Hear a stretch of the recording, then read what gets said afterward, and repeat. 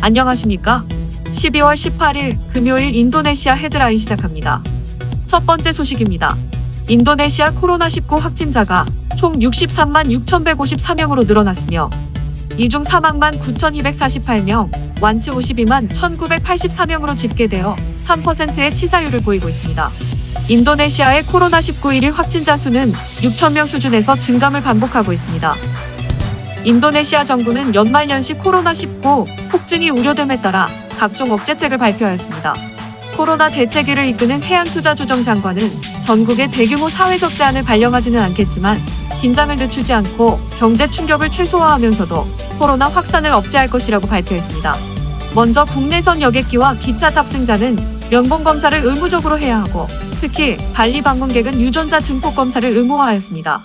또한 18일부터 내년 8일까지 자카르타의 모든 몰과 식당의 영업시간을 오후 7시로 제한하였습니다.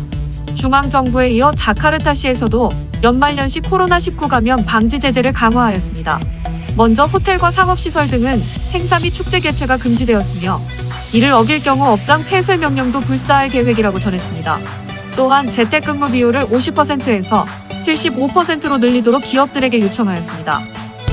조코이 대통령은 코로나19 백신을 모든 국민에게 무료로 제공할 것이라고 성명을 통해 밝혔습니다. 조코이 대통령은 대중들로부터 많은 의견을 받고 논의를 거쳐 국가 재정 상태를 검토하여 코로나19 백신을 모든 국민에게 무료로 제공하기로 결정했다고 전했습니다. 또한 모든 정부 부처와 지방정부에게 백신 접종 프로그램을 2021년도 예산에서 우선순위로 정하도록 지시했습니다. 이어 조코이 대통령은 자신이 코로나19 백신을 첫 번째로 맞아서 백신이 안전하다는 것을 국민에게 보여주겠다고 강조했습니다.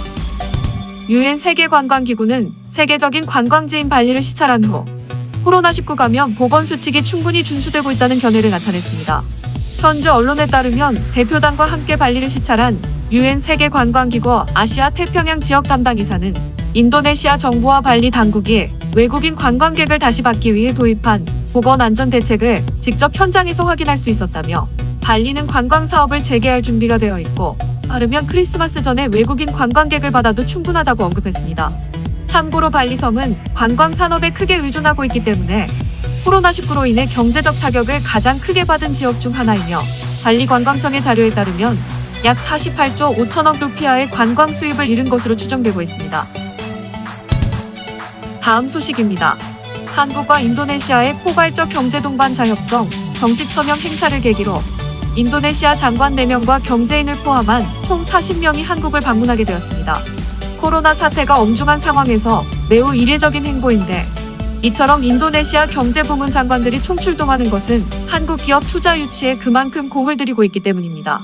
한국을 방문한 인도네시아 장관들은 포괄적 경제동반자 협정 정식 서명식 참석 외에도 현대자동차, LG, 포스코 등 한국 기업 고위급을 면담하고 산업 현장을 방문한 뒤 19일에 귀국길에 오를 예정입니다.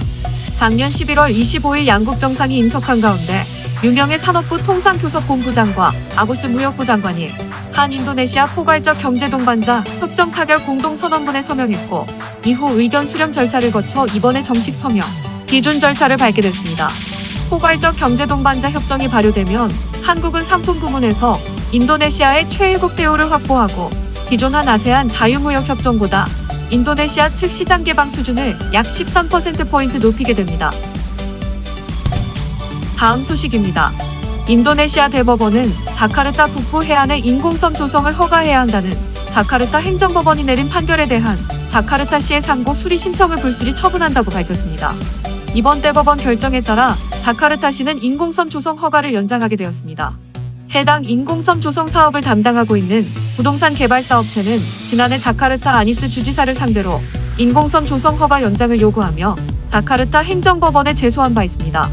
당시 행정법원은 원고의 주장을 인정하며 아니스 주지사에게 허가를 연장하도록 판결을 내렸지만 자카르타시는 이에 불복해 대법원에 사법심사를 신청했었습니다.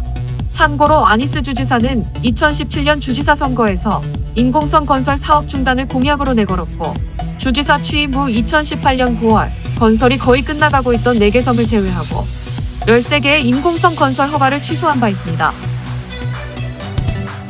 다음 소식입니다. 코로나19 사태가 인도네시아의 모바일 뱅킹 이용량을 크게 증가시켰습니다. 더욱이 연말연시를 맞아 소비 활동이 더욱 활발해질 것으로 보여 모바일 뱅킹 이용량은 더욱 증가할 전망입니다. 인도네시아 최대 민간은행 센트럴 아시아 은행에 따르면 1월부터 9월까지 모바일 뱅킹 거래액은 전년 동기 대비 28% 증가한 1,891조 루피아에 달했으며 온라인 계좌 개설수는 약 3.3배 증가했습니다. 특히 7월에서 9월간 모바일 뱅킹 거래액은 전년 동기 대비 62%로 크게 증가하였습니다. 국영은행인 뱅크느가라 인도네시아는 1월부터 9월까지 모바일 뱅킹 이용액이 335조 루피아였으며 7월에서 9월간 거래량은 전년 동기 대비 49% 증가한 7,900만 건이었다고 밝혔습니다. 또 다른 국영은행 나갸트 인도네시아의 디지털 정보 기술 담당 이사는 11월 모바일 뱅킹 거래액이 전년 동월 대비 5배가 되었다며 예년 연말에 보통 20% 정도 거래량이 늘어나기 때문에 모바일 뱅킹 이용량도 더욱 증가할 것이라고 기대감을 나타냈습니다. 다음 소식입니다. 일본 자동차 회사 도요타가 인도네시아에 20억 달러를 투자해 전기차를 개발해 생산한다고 밝혔습니다. 현지 매체에 따르면 도요타 자동차 아시아 지역 최고 경영자는 2025년까지 인도네시아에 20억 달러를 투자해 전기차를 개발해 생산하겠다는 계획을 전했다고 보도했습니다. 도요타는 인도네시아에서 생산하는 전기차 모델을 최소 10개 이상 준비한 것으로 알려지고 있습니다. 요이치 미야자키 대표는 해당 투자는 도요타가 인도네시아에서 지속가능한 자동차 개발을 추진 및 인도네시아 정부의 배출가스와 석유 수입 감축 시도를 지원하기 위한 약속의 일환이라고 말했습니다. 또한 도요타가 인도네시아의 바이오 디젤 30% 연료 정책을 지원하기 위해 노력하고 있으며 이를 통해 2025년까지 연료 소비량이 최대 1억 2,600만 리터 감소할 것으로 전망했습니다. 다음 소식입니다. 조코위 인도네시아 대통령은 글로벌 기업가 일론 머스크와 전화통화로 인도네시아의 우주선 발사대 건설과 전기차 배터리 협력을 하자고 제안했다고 밝혔습니다. 일론 머스크는 미국 전기차 업체 테슬라와 우주 탐사 기업 스페이스X의 최고 경영자입니다. 인도네시아 해양투자조정부 대변인은 인도네시아에는 적도 부근에 여러 부지가 있다며 이곳에서 스페이스X 우주선을 발사하면 적도로 궤도를 조정할 필요가 없어 비용을 줄일 수 있다고 설명했습니다. 인도네시아는 작년 11월 파푸아의 비악섬에 첫 우주선 발사기지를 건설하고 2024년에 큰 로켓을 발사할 계획이라고 발표한 뒤 해외 파트너들과 협의해왔습니다. 비악섬은 적도에 가깝고 동쪽 해안이 태평양 쪽을 향해 있어 로켓 발사에 적합한 것으로 평가되고 있습니다. 일론 머스크는 조코위 대통령의 초대에 응해 인도네시아에 팀을 파견하여 협력 기회를 모색하기로 했다고 인도네시아 정부가 발표했습니다. 다음 소식입니다.